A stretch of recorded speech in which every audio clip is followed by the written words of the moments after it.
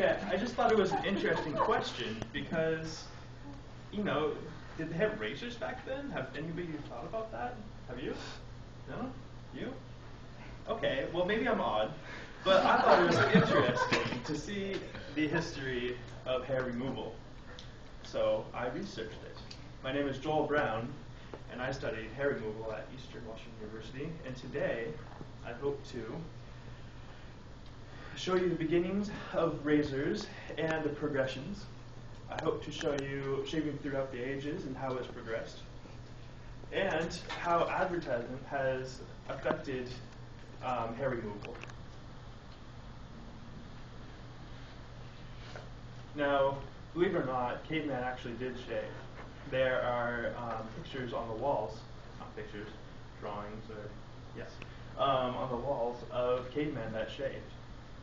Egyptians also did. They were a firm believer in removing most of the body hair, including their head hair.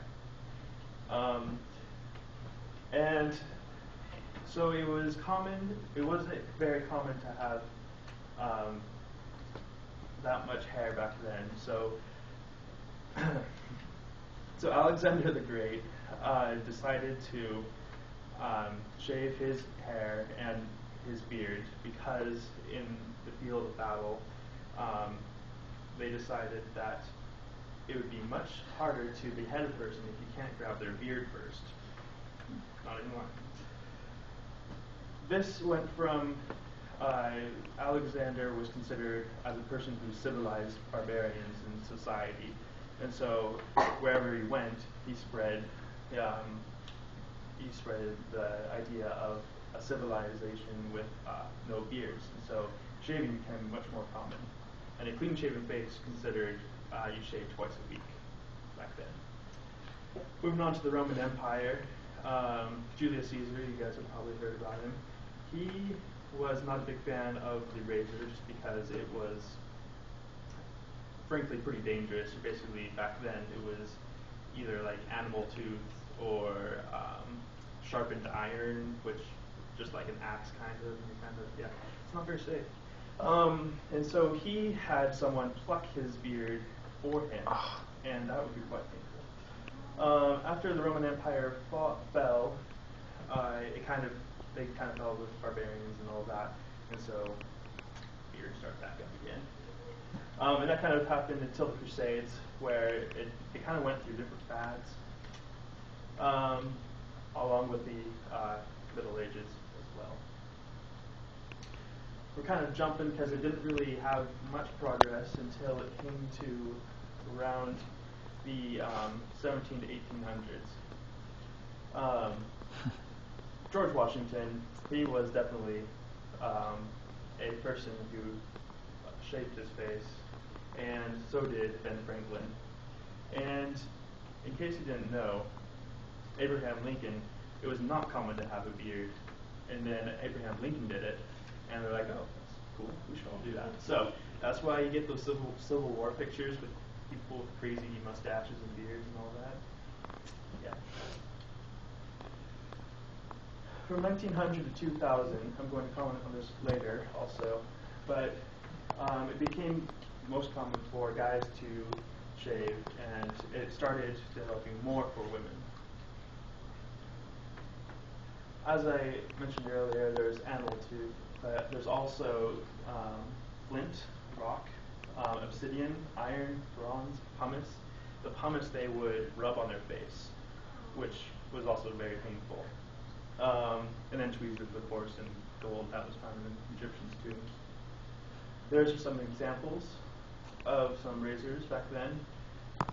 This is a Navasila, and it's basically just iron with one sharpened edge. And yeah, painful stuff.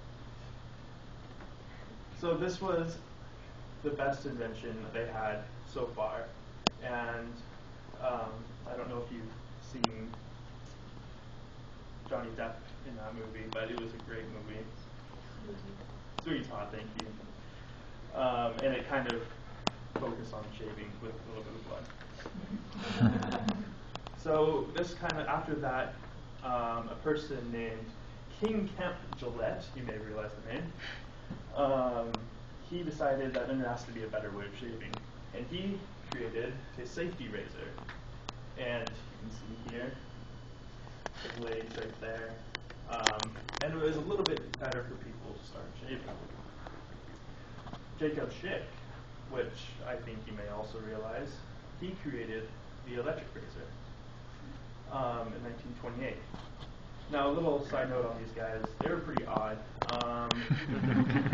Jacob Schick, he believed if you shaved every day that you lived to be 120. Gillette, he wanted to create his own colony, Utopia, and he propositioned Roosevelt to pay him $1 million if he was the president of his own colony in Arizona. And it was a socialist. So then it just kept on starting, and kind of inventions became more and more so. So the Gillette made the stainless steel one in 1960, with disposable razors, which made it so you didn't have to always sharpen your razors. And then Gillette double-edged razor in 1971. Today, we have a billion blades on each one, and it's super comfortable, and we even have electric that you can do whatever you want with. Oh, this is a very nice razor. I'm just wondering, how much do you think it costs? $100. $100. $500. Anyone else? $379. All right. The price is right. Full Come on, price, Dan. $100. Oh. Is that thing like 8 feet or? No, it's the body is made of iridium, and the blades are sapphire. So just hey, it's necessary.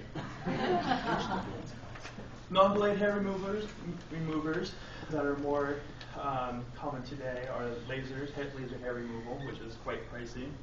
Wax, which is very painful. I didn't know that. Depilators. Anyways, they put kind of a chemical on your skin, and it eats away at the protein base of your hair, and the hair falls out. Hair electrolysis kind of like stuns the hair and heats it up, and so it falls out as well. Advertising. It all began in 1915. The Harper Bazaar created this ad, and because at this time it started with women's dresses got a little bit more freedom, and so underarms became an issue, and they're like, oh, let's remove all that hair. And it seriously, like, they just took off, and it was wild, like, yeah. So then the clothes started revealing more leg, and so they're like, oh, we need to do that too. And so, and they really, like, they started the advertising with the high society, and so that's why, like, it was the elite to shave, and it was a cool thing to do. So this is probably around the time of your great-great-grandmothers. They were like, oh, sweet. Well, maybe great-grandmothers. Yeah, so, yeah. They also decided that, I don't know if you guys have heard about, men sweat and women glow, but they decided that men shave, like manly, and women, they smooth, not shave. Okay. So, sign of the leaves, start from the top. And the clothing continued to cover less and less. Here's a Venus Gillette advertisement.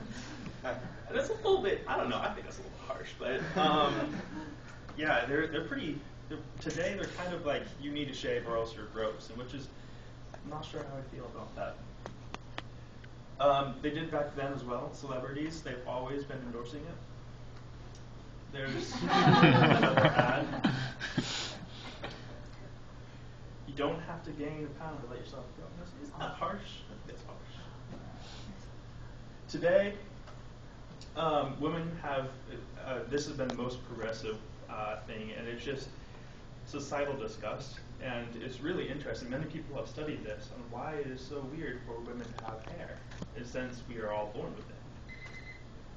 And manly men, they shave, or now is considered a good thing to have a beard. Thank you, and have a nice night.